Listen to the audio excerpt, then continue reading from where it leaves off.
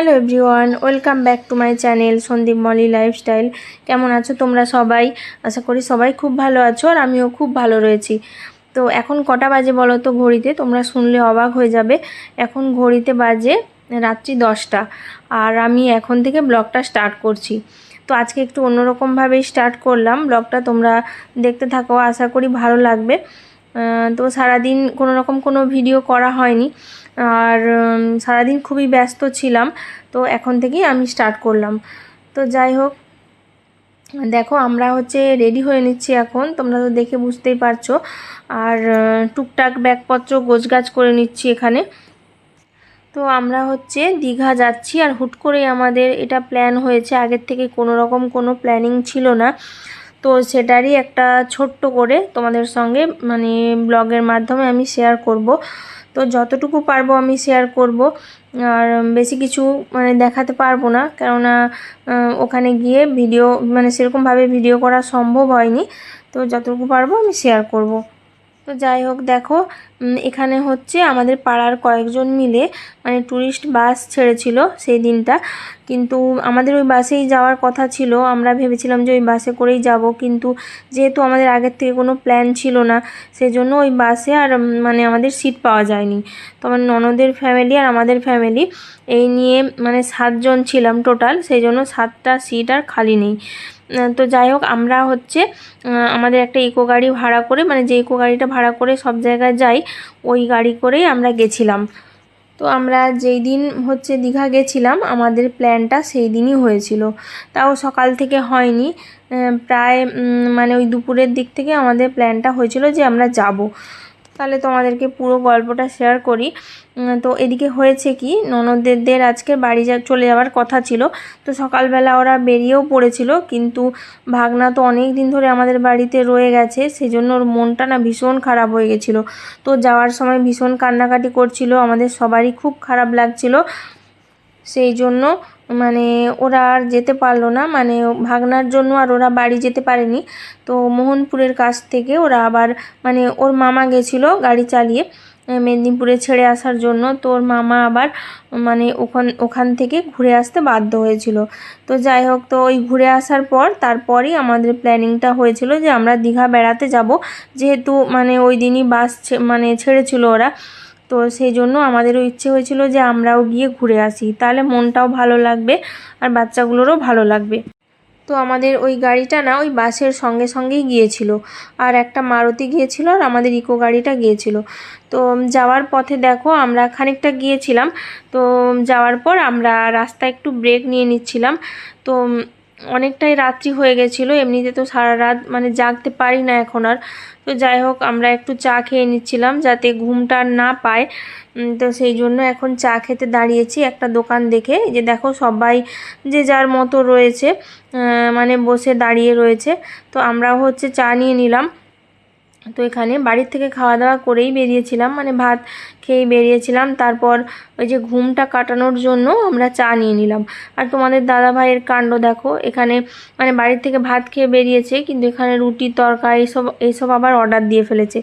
আর ওখানে খাবারটা এত জঘন্য ছিল, না বলে আর পারছি না, ভীষণ জঘন্য খাবার। আর চাটাও ভীষণ জঘন্য, এত খারাপ খাবার আমরা কোথাও খাইনি আজ পর্যন্ত, এরকমটা।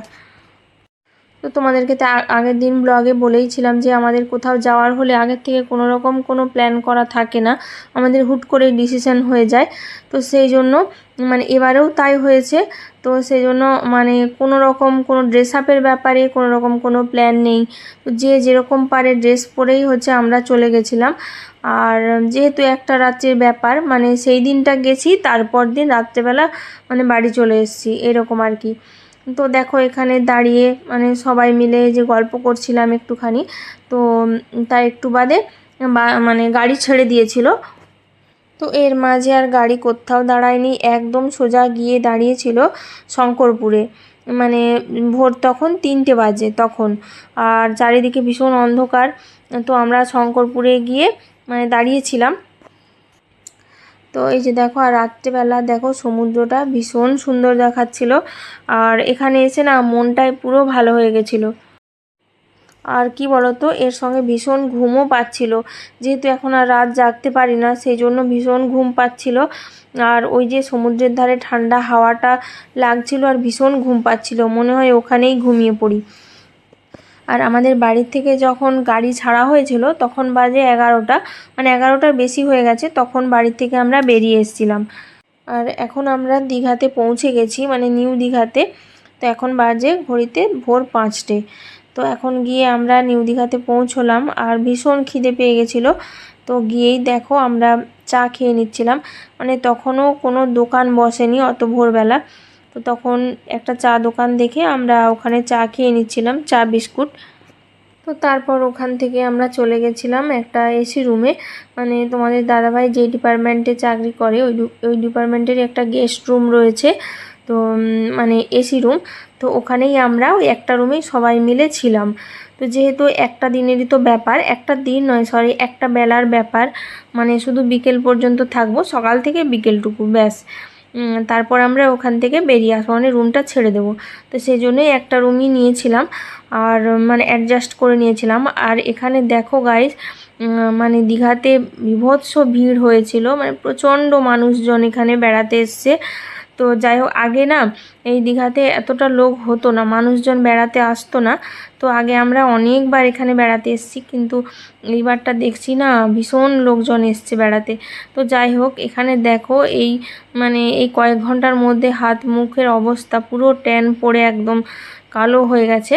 তো যাই হোক, এমনিতে তো আমরা কালোই, সেটা নিয়ে কোনো মানে ভাবনার ব্যাপার নেই, কিন্তু তাও এখানে এসে ভীষণ ট্যান পড়ে গেছিলো হাতে, গায়ে, হাত পায়ে। তো যাই হোক, এই যে রুমটা দেখতে পাচ্ছ এই রুমেই আমরা ছিলাম। তো যাই হোক, মোটামুটি তো ওখান থেকে রুমটা আমাদেরকে দেওয়া হয়েছিল। তো আমরা পার্সোনালি এখানে ছিলাম, আর বাকিরা যারা হচ্ছে বাসে এসেছিল তো ওদেরও রুম নিয়েছিল, ওরা ওদের মতো রুম নিয়েছিল, আমরা আমাদের মতো মানে দুটো ফ্যামিলি মিলে একটা রুম নিয়েছিলাম। তো সমুদ্রে একটুখানি স্নান করেছিলাম, বেশি দূর যেতে পারিনি। তো জোয়ার এসেছিল সেই দিনটা, অমাবস্যা ছিল সেই জন্য। তো ওখানে মানে হালকা করে একটু গা ভিজিয়ে তারপর রুমে এসে আমরা একেবারে রেডি হয়ে গেছিলাম, মানে পুরো রুমটা ছেড়েই দিয়েছিলাম। তো দুপুরবেলা খাওয়া দাওয়া করে নিয়েছিলাম ওদের কাছে, মানে যারা বাস ছেড়েছিল ওরাই খাওয়া দাওয়া দিয়েছিল, ওখানে খাওয়া দাওয়া করে নিয়েছিলাম। তারপর এখান থেকে যাচ্ছি আমরা চন্দনেশ্বরের মন্দির। তো এর আগে মানে প্রায় 10-15 বার দীঘা এসেছি, কিন্তু এই মন্দিরটাতে কখনো যাইনি। তো আমার ভীষণ ইচ্ছে ছিল অনেক দিন ধরে যে এইবার দীঘা গেলে আমরা ওই চন্দনেশ্বরের মন্দিরটায় যাব, কেননা ওই মহাদেবের ওই মন্দিরের কথা অনেক শুনেছি। তো ওখানেই যাওয়ার খুব ইচ্ছে ছিল, তো ওখানেই আমরা যাব। তো দেখো গাড়িতে ব্যাগপত্র সব লোডিং করে নেওয়া হচ্ছে এখন। আর গাইজ কি বলবো, মানে দীঘাতে এতটা গরম ছিল, মানে এখন তো আমরা ওই গরমের মধ্যে কোথাও যাই না, মানে বাচ্চা কাচ্চারা যেতেও পছন্দ করে না, ভীষণ টায়ার্ড হয়ে যায়, মানে সেই জন্য আমরাও ভীষণ টায়ার্ড হয়ে গেছিলাম।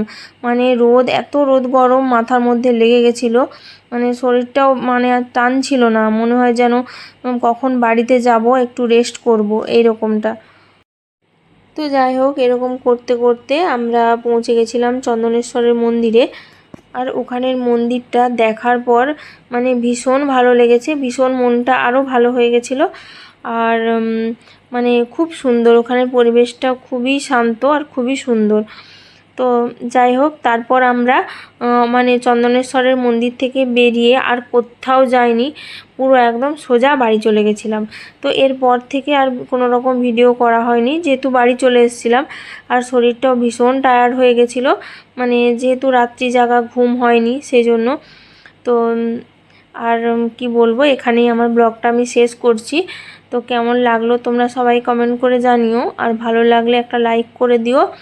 আর তো আজকের মতো টাটা, দেখা হচ্ছে পরের একটা নতুন কোনো ব্লগে।